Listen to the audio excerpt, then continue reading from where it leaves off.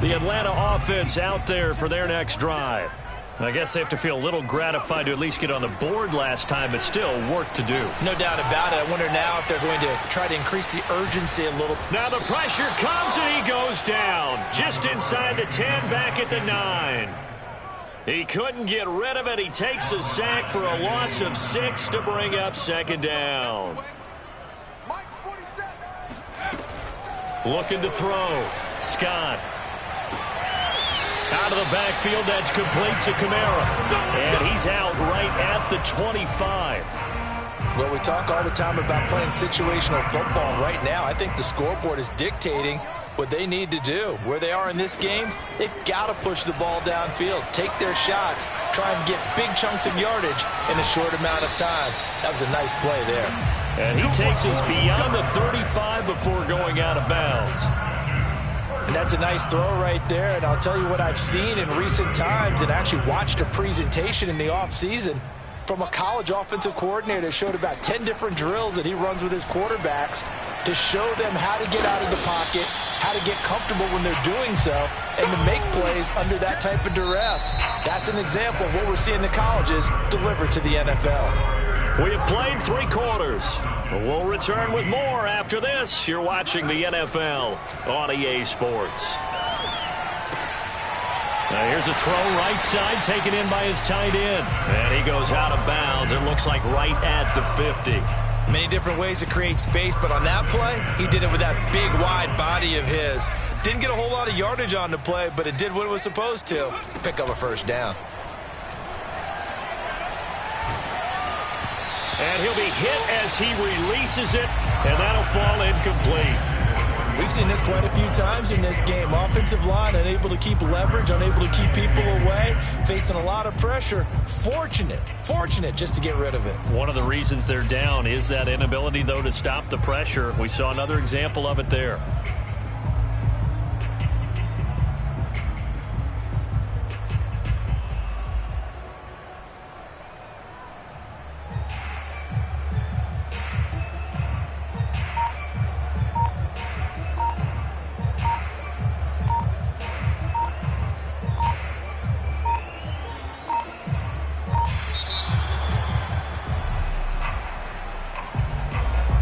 Set him back 5.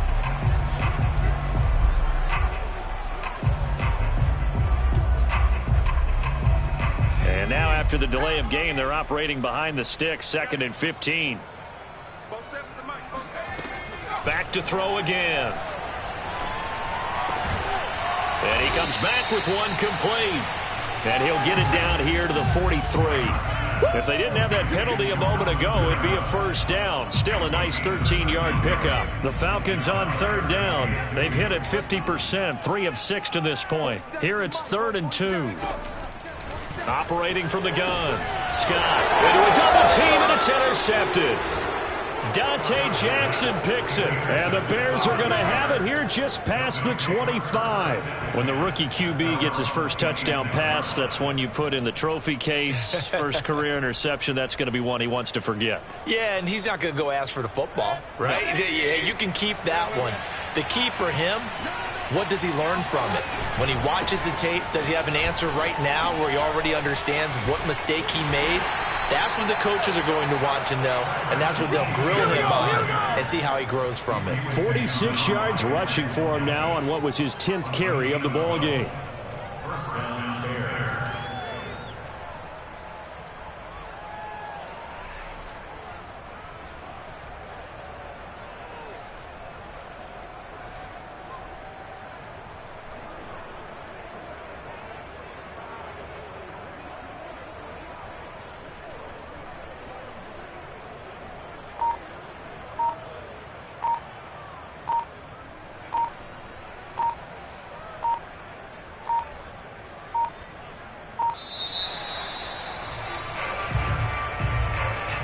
That's going to set him back 5 yards.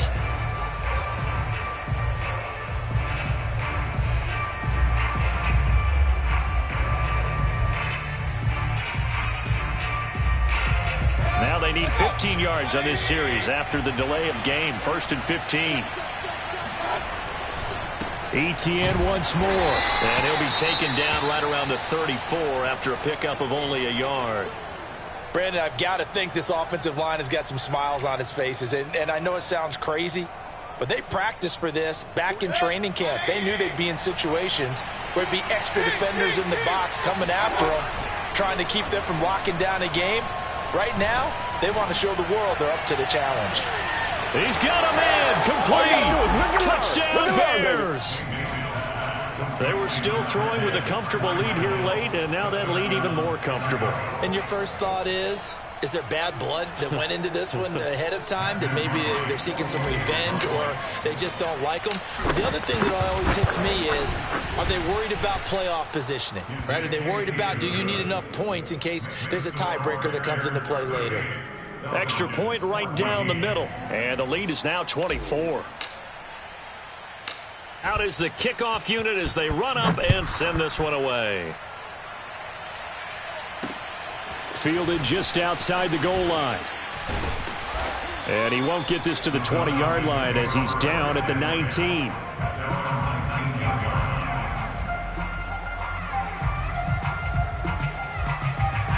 About set to begin their next drive, the Falcons offense at the line.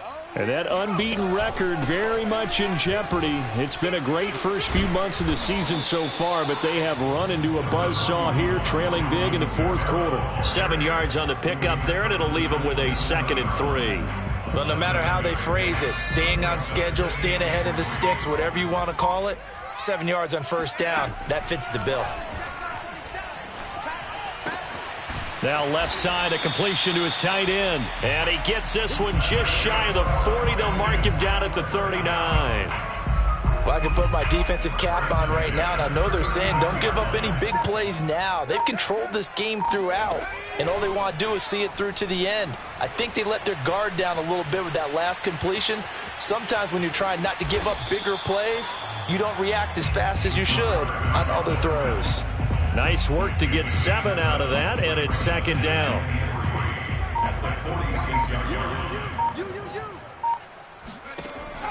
Back to throw.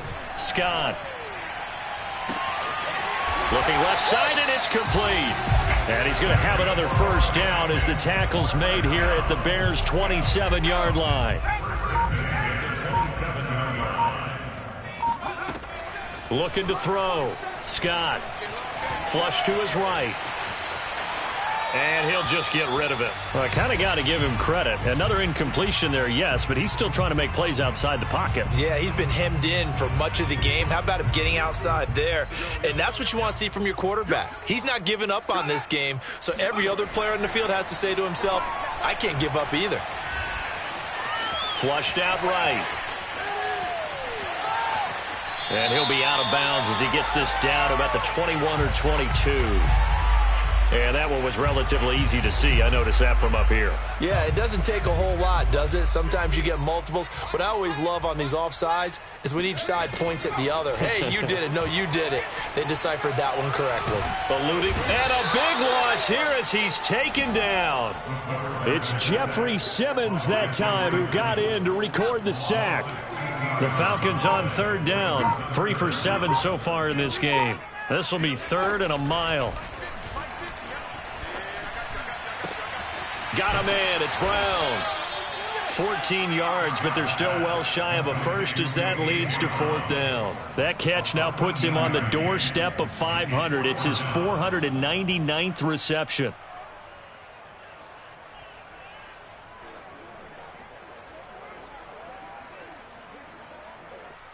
Just 2 minutes remaining here in the fourth quarter of what has been a one-sided affair.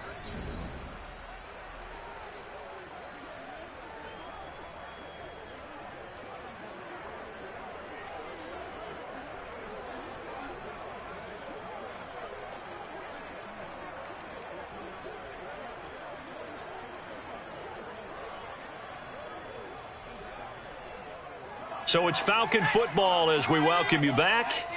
They come up on a 4th down situation with things not looking particularly rosy. Escaping the pressure right. And it's incomplete. They cannot convert, and they turn it over. They had to go for it with such little time remaining, and the Bears will get the football back. The Bears offense ready to go for their next drive. And right about now, heck, they might be wishing they did not have a bye week coming up next week. It appears they're going to go into that week off in high spirits as they've got this one well in hand. A gain of 3, second down. Give credit to the defense for stringing that play out, and they gave up no cutback angle. You know he was trying to dart through. No place for him to go. A nice job there, only giving up a 3-yard gain.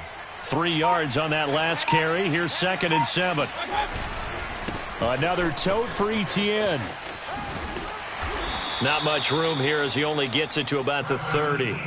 3 yards on the pickup. That's going to set up an interesting 3rd and about 4 to go. We've called a lot of games, but we don't normally talk about inside linebackers being that fleet of foot, do we? No, he was able to get outside there to make that play. Yeah, and you know what makes them faster? Their ability to read plays, understand what offenses are trying to do, and put themselves in proper position.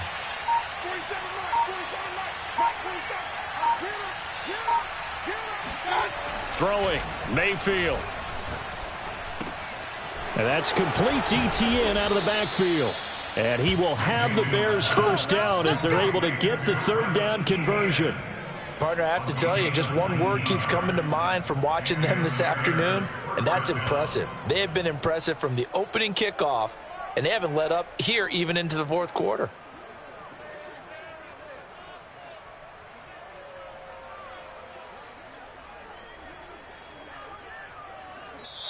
So this one in the win column for the Chicago Bears. And we talk so much about the turnover battle determining who wins and who loses. This game, no exception. They didn't turn the ball over at all, and they go on to victory. They look like a smooth operation in this one, didn't they? Because you look at every facet of the game, they handled their business. Offense took care of the football, converted it into points. Defense took the ball away, gave it back to the offense. Special teams right there with them. That's the type of game a coach is going to really love and value. And when they show the film, they have to be careful not to give out too many kudos and kill their motivation going forward.